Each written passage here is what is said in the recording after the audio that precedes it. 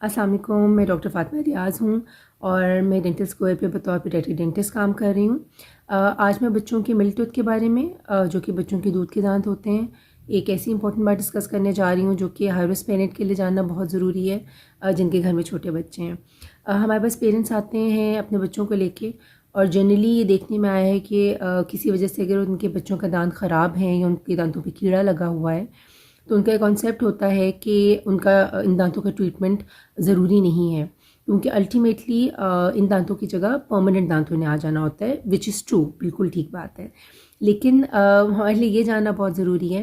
कि जब तक ये परमानेंट दांत आपके बच्चे के मुंह में नहीं आते हैं और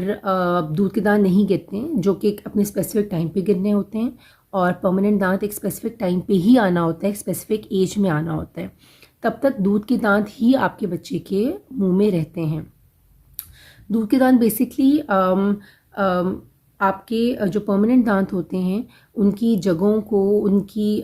स्पेस को मेंटेन करके रख रहे होते हैं। हर दूध के दांत की जगह एक स्पेसिफिक परमानेंट दांत में आना होता है और वो दूध का दांत उस पक्के दांत की जगह को होल्ड करके उसको मेंटेन करके रखता है, ताकि वो दांत अपनी प्रॉपर जगह पे आ सके। वो दूध का दांत उस पक्के दांत के लिए ऐसा गाइड एक्ट कर रहा होता है कि उसने अल्टीमेटली कहाँ पे इरप्ट होना है, कहाँ पे निकलना है।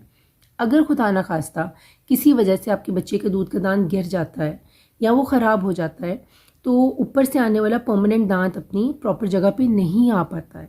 वो ओवरलैप्ड आता है, क्राउडिंग होती है, एक दूसरे पे ऊपर नीचे चढ़े हुए दांत निकलते हैं या गलत जगह पे दांत निकलते हैं। तो इसलिए दूध के दांतों का ख्याल रखना, उनको मुंह में तब तक मेंटेन करके रखना जब तक कि उनके गिरने का प्रॉपर टाइम नहीं आना बहुत ज़रूरी होता है, ताकि हमारी जो परमानेंट डेंटिशन आनी है उसको हम प्रॉपर गाइड दे सकें और प्रॉपर अपनी जगह पे इरप्ट करा सकें। सेकेंडली, ये वही दूध के दांत हैं जिससे आपका बच्चा अपनी इनिशियल ईयर्स में, अपनी अर्ली एजेस में खाना खा रहा होता है, च्यू कर रहा होता है।